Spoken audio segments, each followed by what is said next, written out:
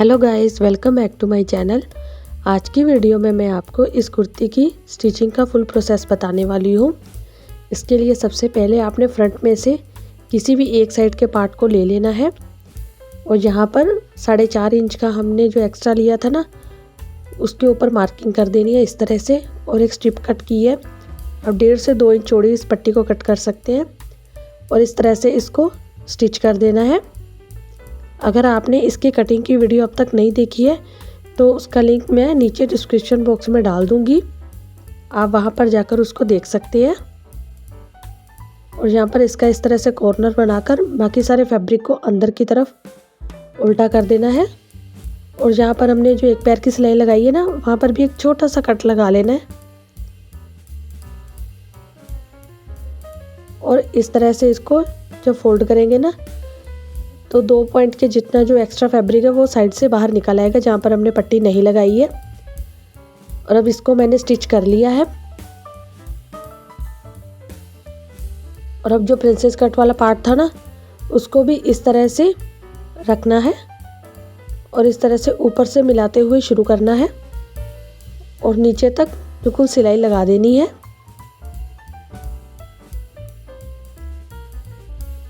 अगर आपको कुछ भी समझ में नहीं आएगा या कोई कन्फ्यूज़न होगी तो आप प्लीज़ मुझे कमेंट करके पूछ लीजिएगा, मैं आपके कमेंट का जवाब ज़रूर दूंगी। और अब यहाँ पर प्रिंसेस कट वाले पार्ट को भी मैंने स्टिच कर लिया है और जो 1.5 इंच नीचे मार्जिन छोड़ा था ना, उसको इसी तरह से रख देना है। और बाकी का जो स्लिट की लेंथ है वो भी वहाँ पर ही रहेगी। यहाँ पर मैंने 1.5 इंच छोड़ा था ना गैप, तो यहाँ पर उसको ऐसे ही रहने देना है। अब ये जो नीचे वाला पार्ट है ना, इसको पहले 1/2 इंच फोल्ड करना है और फिर से 1/2 इंच दोबारा फोल्ड करना है। तो 1.5 इंच छोड़ा था तो हाफ इंच जो है वो सिलाई में चला जाएगा 2 बार फोल्ड होने के बाद, और 1/2 इंच जो है वो यहाँ पर एक्स्ट्रा ही रह जाएगा। और अब मैंने यहाँ पर सिलाई लगा दी है। इस तरह से मैं आपको दिखा देती हूँ। और अब दूसरे वाले पार्ट को भी इसी तरह से सिलाई लगा देनी है। इसको प्रॉपरली जहाँ पर भी इसकी स्टिचिंग एंड हुई है ना, वहाँ पर ही इसको लेकर जाना है। तो ये कुछ इस तरह से बनकर तैयार होगा, जिससे कि हमारी जो फ्रंट वाली स्लिट है वो अच्छी दिखे। और इसी तरह से दूसरे पार्ट को भी रेडी कर लेना है, लेकिन उसको पूरे में सिलाई लगानी है, वहाँ पर स्लिट अभी नहीं छोड़नी है। और अब मैंने दूसरा पार्ट भी इसी तरह से रेडी कर लिया है। बिल्कुल फ्रंट साइड पर मैंने स्ट्रिप अटैच की है और फिर प्रिंसेस कट को मैंने पूरी लेंथ में स्टिच कर दिया है। और अब बैक पार्ट को लिया है, तो नेक की विड्थ थी वो थी 3.5 इंचेस। और यहाँ पर इसको इस तरह से मार्क करके हल्का सा राउंड में शेप दे देनी है। और अब इस पार्ट को कट कर देना है।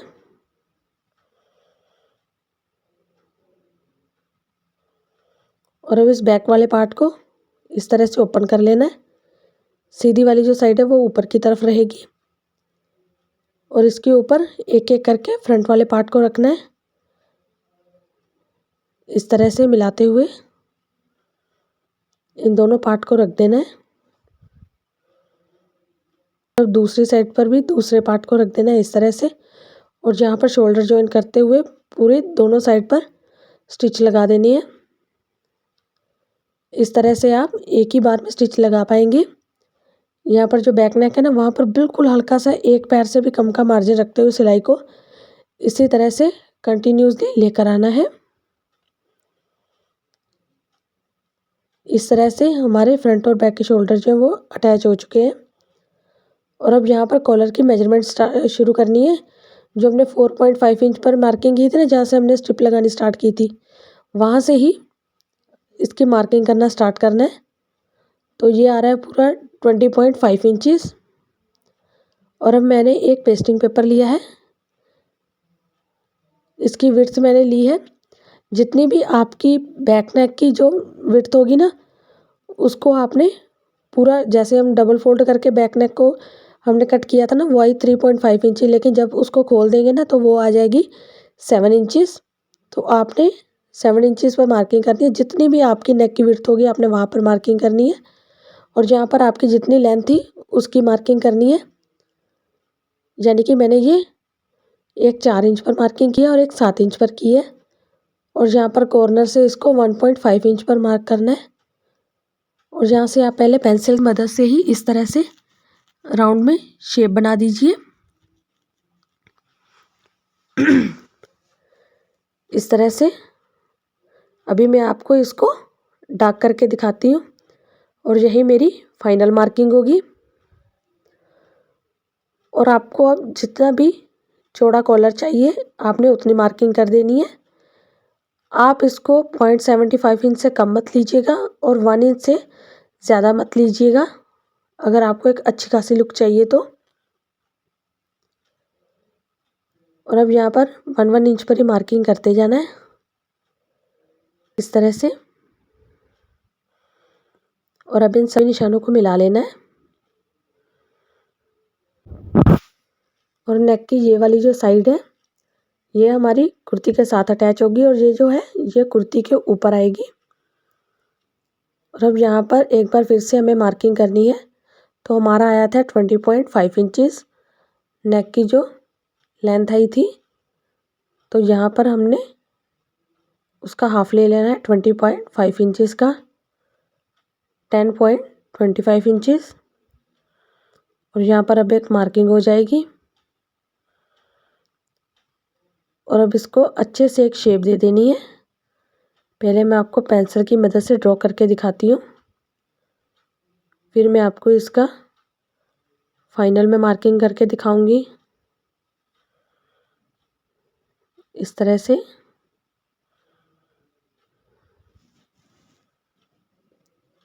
तो अब इस तरह से आप इसको जैसे चाहे शेप दे सकते हैं। कुछ लोग इसको स्ट्रेट में रखते हैं, कुछ लोग ज़्यादा कर्व दे देते हैं, तो वो आप अपनी चॉइस के अकॉर्डिंग रख सकते हैं।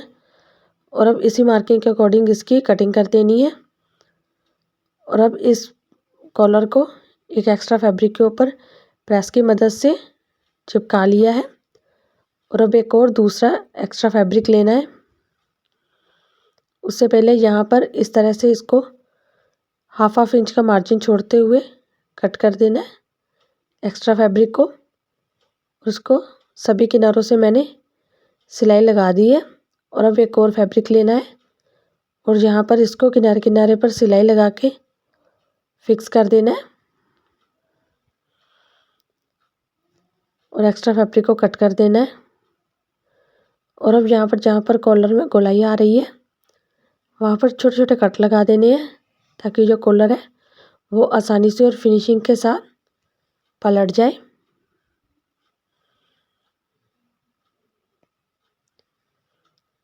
यहाँ पर इसकी प्रॉपर शेप दे देनी है। और आप चाहें तो इसको प्रेस के साथ भी अच्छे से बिठा सकते हैं। अगर आपके पास प्रेस भी नहीं है तो इसको इस तरह से हाथ से एक बार सेट कर लीजिए। फिर आप सुई के टांके को बड़ा रखते हुए इसके ऊपर सिलाई लगा सकते हैं जल्दी जल्दी। यह मैंने मार्कर पेन लिया है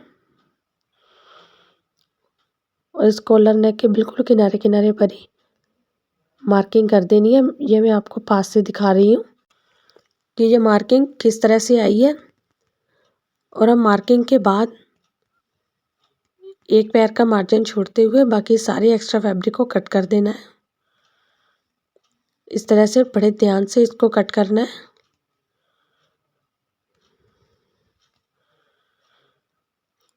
और अब जो नेक है कुर्ती का उसको लेना है और जो 2 पॉइंट बाहर निकला था ना जब हमने अंदर की तरफ स्ट्रिप को अटैच किया था, तो यहाँ से ही इसको कॉलर को अटैच करना शुरू कर देना है। अगर आप बिगिनर हैं या फिर आपका हाथ अभी प्रॉपर सेट नहीं है तो आप इसके ऊपर इस तरह से पिंस लगाकर इसको सेट कर सकते हैं। इससे आपको कॉलर जॉइंट करने में काफ़ी ज़्यादा हेल्प होगी।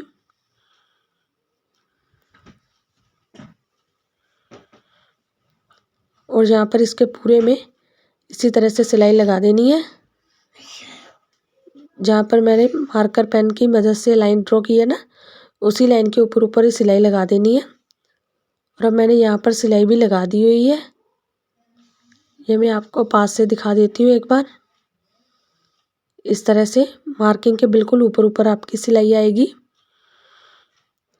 और यहाँ पर शोल्डर पे आपको छोटे छोटे से कट्स लगा देने हैं ताकि शोल्डर में किसी भी तरह का कोई भी खिंचाव ना रहे और ना ही वो कॉलर को खींचे।